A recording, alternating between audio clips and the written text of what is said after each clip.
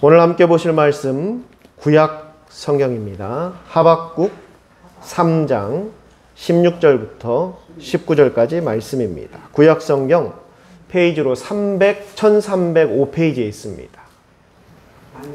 구약 성경 1305페이지에 있는 하박국 3장 16절부터 19절까지 말씀을 저와 여러분이 나누어서 교독하도록 하겠습니다. 제가 16절 말씀부터 먼저 읽겠습니다. 내가 들었으므로 내 창자가 흔들렸고 그 목소리로 말미암아 내 입술이 떨렸도다. 무리가 우리를 치러 올라오는 환난 날을 내가 기다림으로 썩이는 것이 내 뼈에 들어왔으며 내 몸은 내 처소에서 떨리는도다.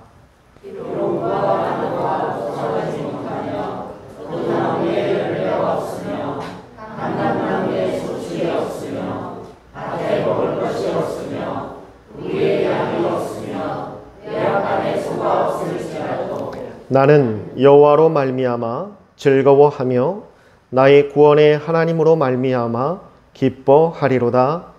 주 여호와는 나의 힘이시라. 나의 발을 사슴과 같게 하사 나를 나의 높은 곳에서 다니게 하시리로다. 이 노래는 지휘하는 사람을 위하여 내 수금에 맞춘 것이니라. 아멘. 할렐루야.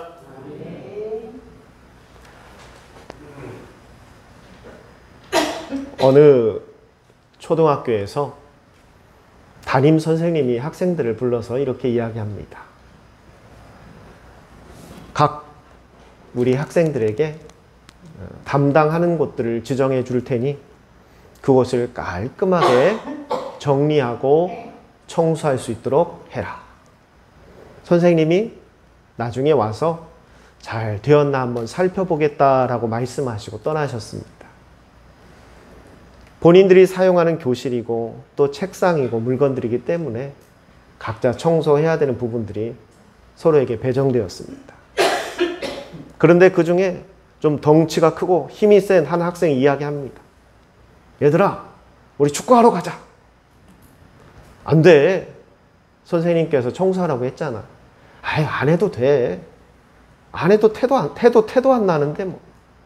그러지 말고 우리 축구하러 가자. 그러자 학생들의 절반이 우르르르 운동장으로 축구하러 나갔습니다. 또 그 모습을 보던 또 한 학생이 얘기합니다. 아, 나는 축구는 싫고 우리 떡볶이 사 먹으러 가자. 아니, 그래도 청소해야지. 안 해도 돼. 어차피 쟤네들도 안 하잖아. 우리 떡볶이 사 먹으러 가자. 하면서 또 나머지 학생들도 우르르 떠나버렸습니다. 교실에는 한 사람도 없습니다. 만약에 여러분들이 그 학급의 학생이라면 여러분은 어떤 선택을 하시겠습니까? 축구하러 가시겠습니까? 아니면 떡볶이를 사 먹으러 가시겠습니까? 아니면 그래도 나는 홀로 남아서 청소하리라. 우리 머리는 분명히 알고 있습니다. 청소를 해야 한다고. 그런데 그 결정을 삶 가운데 실천하기는 매우 어렵습니다. 일단 많은 대다수의 학생들이 축구를 하러 떠났고 맛있는 떡볶이를 먹으러 떠나버렸습니다. 과연 나 혼자 이 교실에 남아서 내가 청소를 한다고 해서 과연 의미가 있을까? 첫째 의문이 듭니다. 어차피 저 아이들도 다 떠났는데 나도 같이 나가서 내가 하고 싶은 거 한다고 해서 만약에 정말 혼난다 하더라도 다 같이 혼나는 거니까 괜찮지 않을까? 그리고 결정적으로 선생님이 정말 와서 보시긴 하실까? 말만 저렇게 하셨지. 선생님 어쩌면 퇴근하셨을지도 몰라. 아까 누가 그러던데 선생님 차 타고 나가시는 걸 봤다고 하는 학생도 있던데 그럼 내가 남아서 청소한다고 해서 선생님이 와서 봐주실 것 같지도 않은데 내가 꼭 남아서 나 혼자 바보같이 청소할 필요가 있을까? 머리는 분명히 압니다. 청소를 해야 한다는 것을. 그러나 내 삶 가운데 그것을 실천해 나가는 것은 매우 어렵다라는 것입니다. 지금 우리가 살아가는 이 세상도 어쩌면 이런 모습이 아닌가 싶습니다. 여러분에게 묻습니다. 우리가 지난 시간에 우리 젊은 세대들은 예배를 듣는 것을 원하는 게 아니라 예배에 참여하기를 원한다라고 말씀드렸죠.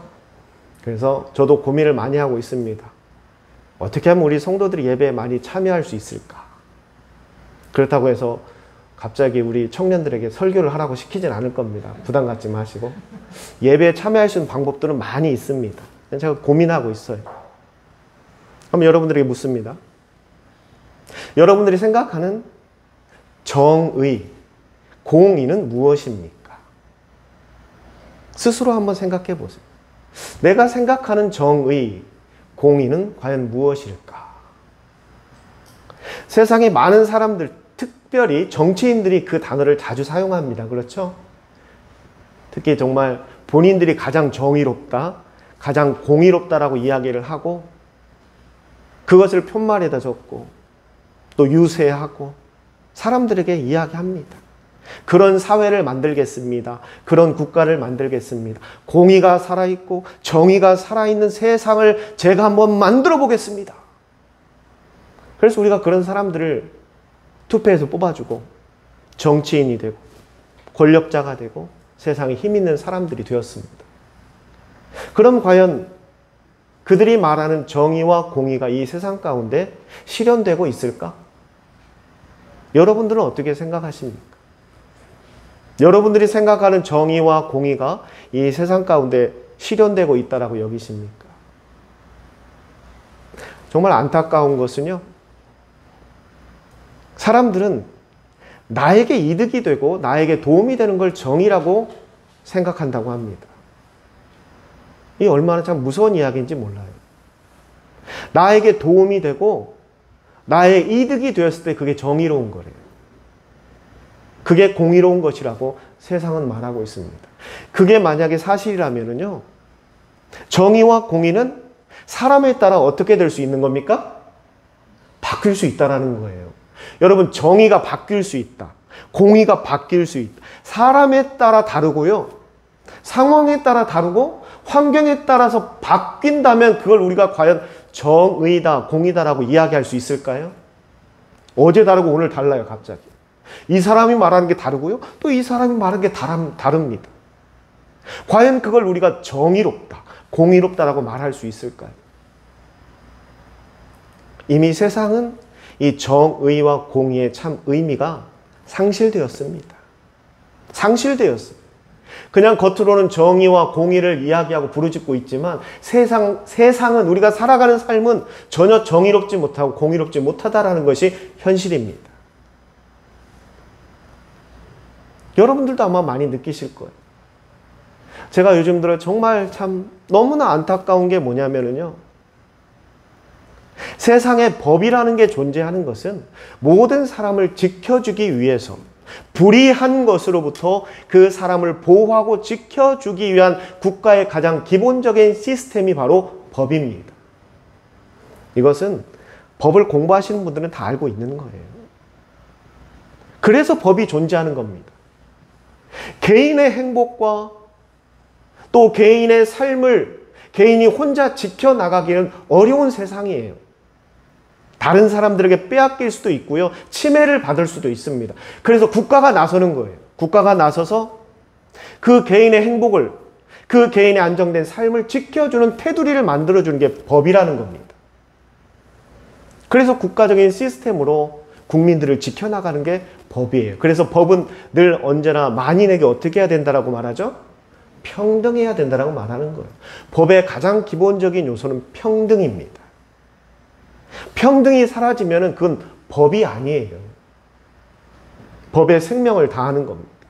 그런데 요즘 보면은 힘있고 세상에 권력이 있다라고 말하는 사람들에 대해서는 그 죄가 세상에 그 어떠한 깃털보다도 더 가벼워 보입니다.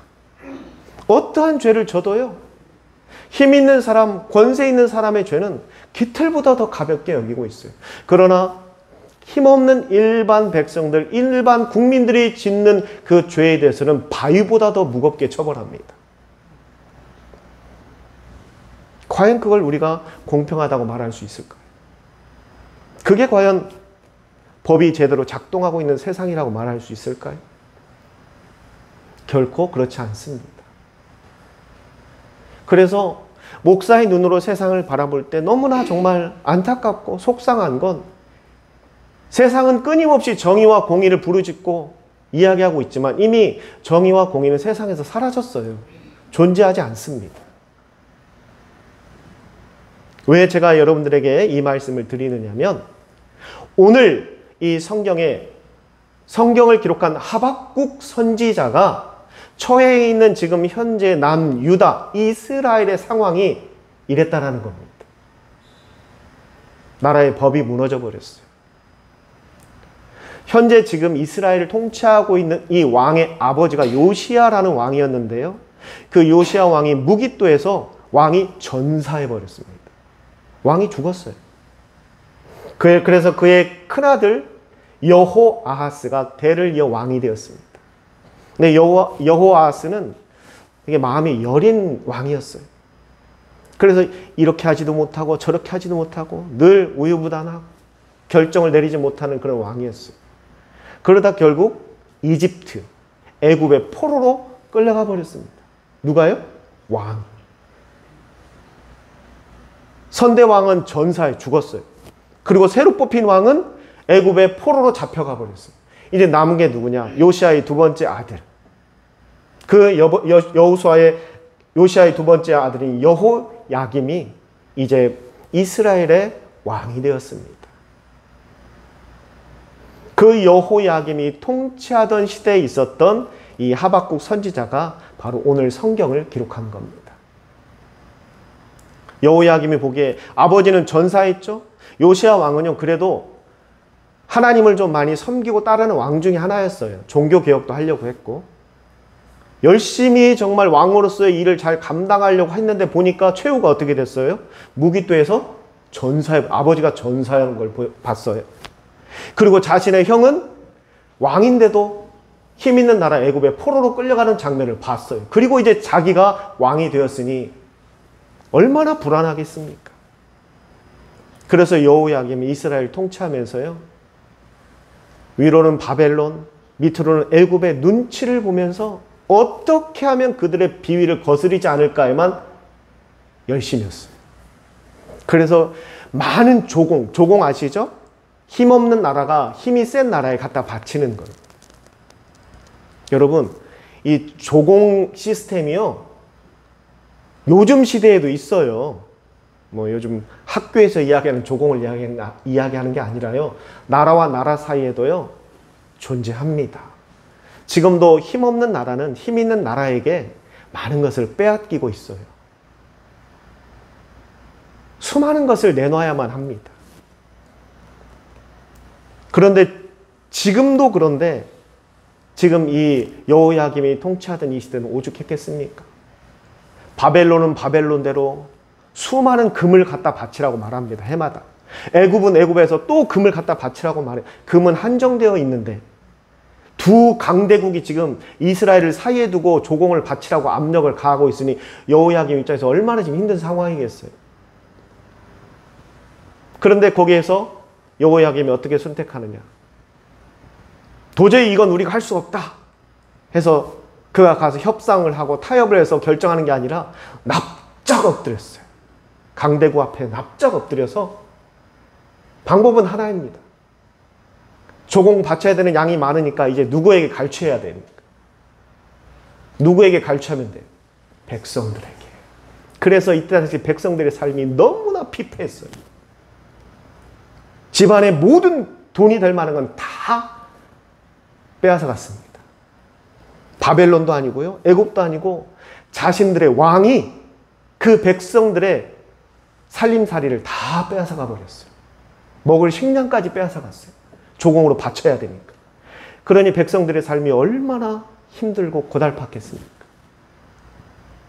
말할 수 없는 고난 가운데 지금 처해 있었어요. 그러면서 백성들 사이에 이제 생각이 드는 겁니다. 과연 이런데도 우리가 하나님을 섬기며 살아야 될까? 과연 이런데도 우리가 하나님을 섬기며 살아야 될까? 왕을 봐봐. 저게 하나님을 섬기는 왕의 모습이 아니잖아.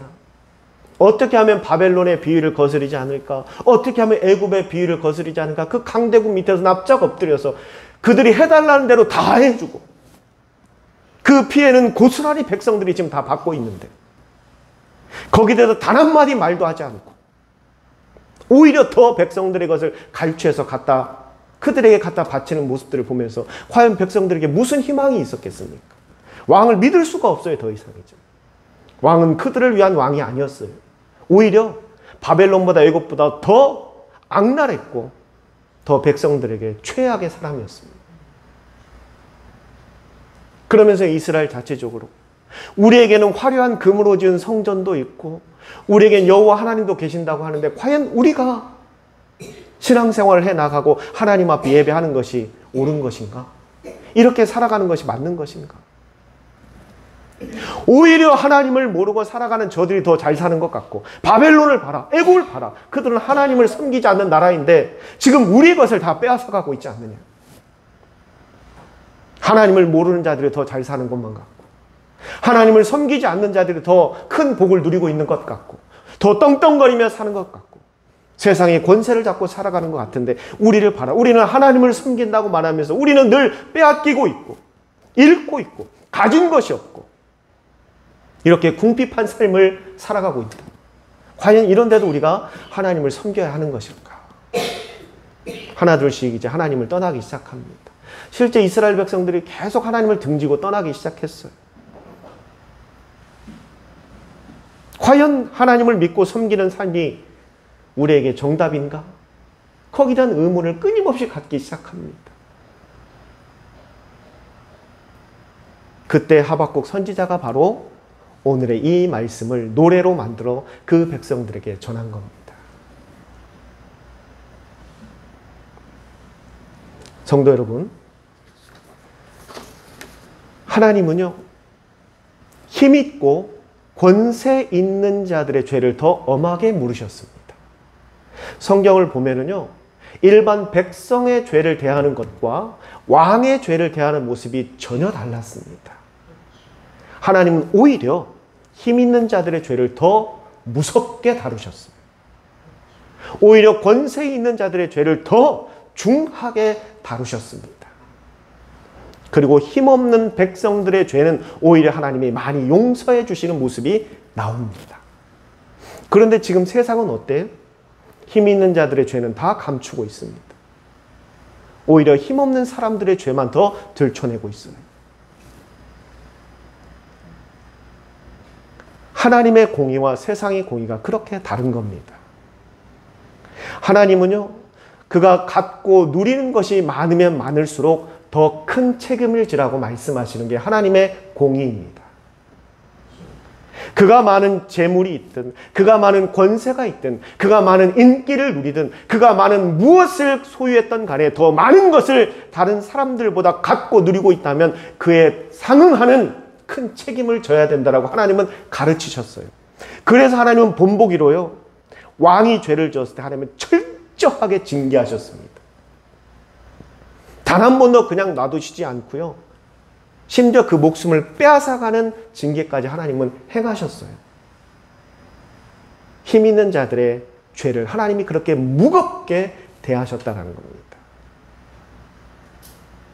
그게 바로 하나님의 공의이고 정의예요.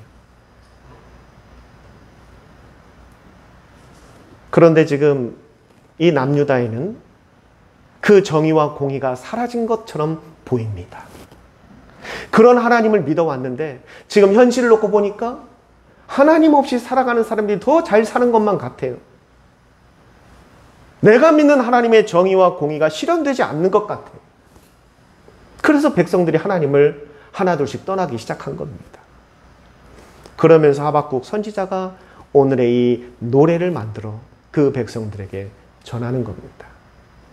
오늘 노래의 내용은 이겁니다. 그 내용을 소개하고 제가 설교를 마칠 거예요. 여러분들 복음성가를 통해서 이 찬양 많이 불러보셨죠? 그런데 우리는 17절부터 사실 불렀어요. 복음성가를 부를 때. 비록 무화과 나무가 무성하지 못하며 포도나무에 열매가 없으며 감람나무에 소출이 없으며 밭에 먹을 것이 없으며 우리의 양이 없으며 외양간에 소가 없을지라도 나는 여호와로 말미암아 즐거워하리라. 할렐루야.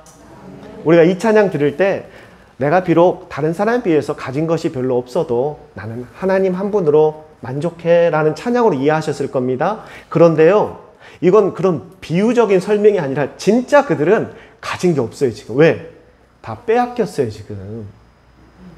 지금 시대적 상황과 배경을 제가 설명해 드렸잖아요. 이건 그 마음적인 생각이 아니에요. 내가 다른 사람들에 비해서 내가 좀 덜 가졌고요, 내가 다른 사람들보다 비해서 내가 좀 덜 누리고 있어도 나는 그래도 부럽지 않아. 나는 하나님이 계시니까 나는 하나님 보고 나갈 수 있어. 할렐루야. 이 찬양이 아니에요. 정말 이들의 현실은요, 가진 게 하나도 없어요.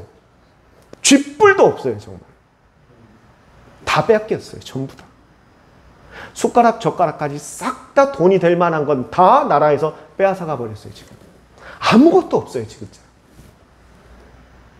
먹을 쌀알통 하나 남겨놓지 않은 상태로 다 빼앗아가 버렸습니다. 왜? 그 거대한 두 나라의 조공을 바쳐야 하기 때문에, 어마어마한 양의 황금과 조공을 갖다 바쳐야 하기 때문에 백성들이 그렇게 자신의 모든 것을 빼앗기고 있는 상황이었습니다. 그때 지금 하박국 선지자가 이야기하는 겁니다. 그럼에도 우리가 희망을 잃지 마라, 이 이야기입니다. 그럼에도 하나님을 떠나지 마라. 그럼에도 믿음을 포기하지 마라. 그런데 이것만 이야기한다면은요, 그냥 이건 단순히 목사님이나 우리 목회자들이 위로로 전하는 말로 들릴 수 있잖아요. 성도 여러분, 힘드시죠? 그래도 참으셔야 합니다. 인내하셔야 돼요. 하나님께서 우리와 함께 하시니까 힘내시고 우리가 기도하며 같이 나갑시다. 그냥 이 정도 위로로밖에 안 될 거예요. 그렇죠? 그런데 정말 오늘 하박국이 말하는 이 찬양, 오늘 이 찬양이에요. 사실 찬양에서 정말 중요한 메시지는 16절입니다. 복음성가에는 16절이 안 들어가 있어요. 16절이 가장 중요한 메시지였어요. 사실 저를 보시고 지금 읽으시면 금방 이해가 안 갑니다. 그래서 양 목사가 설명을 해줘야 돼요. 그 다음에 읽으시면 이해가 됩니다. 이 얘기는, 지금 16절 이야기는 뭐냐면요, 하박국이 선지자입니다. 선지자는 뭐냐면 하나님께서 하나님의 뜻을 아무에게나 다 전할 수 없잖아요. 막 중구난방, 막 김서방, 이서방, 박서방에 다 전하면 누가 하나님 말씀인지 모르잖아요. 그래서 특별히 선택받은 선지자에게 하나님이 직접 말씀을 주십니다. 지금은 뭐 목사님을 비유로 들 수도 있습니다. 그러나 목사님과 선지자가 좀 엄연히 달라요. 그러나 이해하기 쉽게 목사님과 같은 위치에 선지자가 하나님이 선지자에게 하나님 말씀을 직접 이때 들려주셨어요. 지금 하박국 선지자가 하나님께 음성을 들었어요. 그리고 하나님께서 하박국에 뭐라고 말씀하시냐면, 참으라. 내가 곧 그들을 징계하리라. 내가 직접 내려가 그들을 싹 몰아내리라. 그리고 너희들의 것을 완전히 다시 회복시켜 줄 것이니 포기하지 말고 기다리라. 하나님의 때가 이르러 그들을 징벌하리라. 하박국이 그 음성을 들어버린 거예요. 지금 그 음성을 들은 거예요. 지금 백성들의 고혈을 짜내고 있는 그 왕족들, 대제사장들, 권세 있고 힘 있는 자들, 지금이나 그때나 여러분 똑같아요. 백성들의 삶은 계속 궁핍한데요, 왕과 대제사장들, 관료들의 삶은 전혀 그러지 않았어요. 왜냐하면 그들의 것은 빼앗지 않거든요. 다 백성들의 것만 빼앗아서 조공으로 바쳤지 관료들의 것은 손도 안 돼요. 귀족들의 것은 손도 안 됐어요. 지금도 그렇고 예전도 그렇고 왜 이렇게 참 방식들이 똑같은지 몰라요. 힘든 건 백성들만 힘듭니다. 실제 힘 있는 사람들은 자신의 것 그 무엇 하나 뺏기지 않아요. 그런데 하나님 말씀하십니다. 하박국을 통해 내가 내려가 그들을 다 뿌리채 뽑아버리리라. 그리고 너희들을 힘들게 하는 가장 근본적인 바벨론과 애굽을 내가 철저히 심판하리라. 하나님은 하박국에게 주신 말씀이었어요. 그래서 하박국이 그 말씀을 듣고 백성들에게 노래를 만들어 부른 거예요. 얘들아, 참으라. 참으라. 이제 하나님의 때가 올 것이니 그 때가 되면 이 모든 것을 하나님이 청산하리라. 하나님의 공의를, 하나님의 정의를 보여주리라. 실제요, 여호야김을 통해서 마지막 시드기야까지 다윗의 혈통을 이어와서 그나마 다윗이 제대로 하나님 앞에 섰기 때문에 너의 후손으로 왕을 이어주겠다고 말씀했는데 그 후손이 시드기야에서 다 끝나버립니다. 그 왕족이 다 사라져버렸어요. 하나님 앞에 심판받고 이스라엘을 지켰던 다윗의 그 왕족들이 사라져버렸어요. 없어졌습니다. 다 포로로 끌려가서요. 그 먼 이국 땅에서 눈이 뽑히고 팔다리가 잘려 죽었습니다. 누가? 왕이. 그 많은 관료들, 권세 잡은 자들, 대제사장들 전부 다 끌려가서 다 죽습니다. 그리고 하나님이 바벨론이란 그 나라 자체를 역사에서 지워버렸습니다. 바벨론이 사라져버렸어요. 완전히. 그냥 멸망받은 정도가 아니라 역사에서 바벨론이란 나라 자체를 하나님이 어떻게 심판한지 아십니까? 완전히 없애버리고 그 나라를 뿔뿔이 흩어버렸어요. 애굽도 하나님이 철저히 심판하셨습니다. 이때 당시만 하더라도 애굽이 정말 강성한 나라였어요. 그러나 제가 이집트에서 한 달 정도 여행을 한 적이 있습니다. 여러 곳을 많이 돌아다녀 봤는데요. 참 예전에 어마어마한 그런 권세를 누리던 강대국이었는데 지금의 애굽은요. 정말 그 삶이 궁핍합니다. 너무 어려워요. 힘들어요. 그 사람들의 삶 너무나 어려운 삶을 살아갑니다. 우리의 삶이 얼마나 그들에 비하면 참 윤택하고 행복한 삶을 사는지 몰라요. 이때만 하더라도 애굽은 이스라엘에서 감히 넘볼 수 없는 강대국이었어요. 근데 지금은 정말 초라하게 힘들고 어려운 나라로, 가난한 나라로 변해버렸어요. 하나님이 심판하셨습니다. 사랑하는 성도 여러분, 이 하박국서의 주제가 뭐냐라고 묻는다면 그 주제가 바로 오늘 본문 성경 말씀, 오늘 예배 설교의 제목인 즐거워하고 기뻐하라입니다.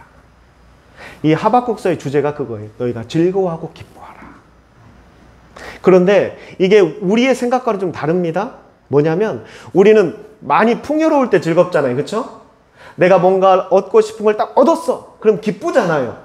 그런데 하박국 선지자가 말하는 즐거움과 기쁨은 뭐냐면 하나님의 공의와 정의가 실현됨을 통하여 기뻐하고 즐거워하라는 겁니다.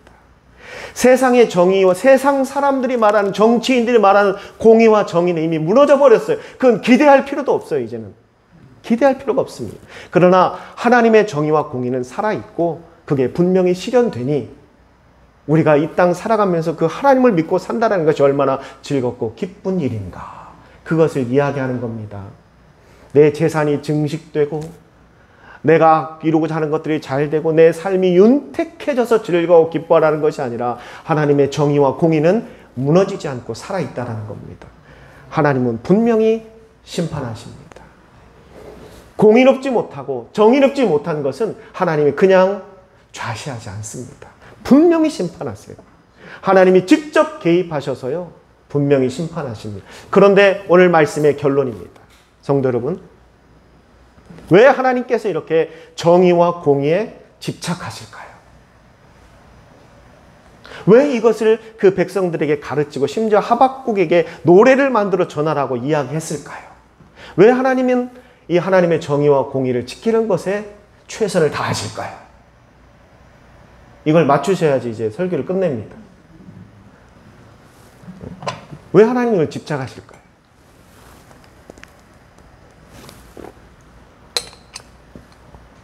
이건 속으로 생각하라는 게 아니라 진짜 맞추셔야 됩니다. 그래야 설교를 끝내요. 다 했습니다. 저는 설교 다 했어요. 왜 하나님이 정의와 공의에 집착하실까요?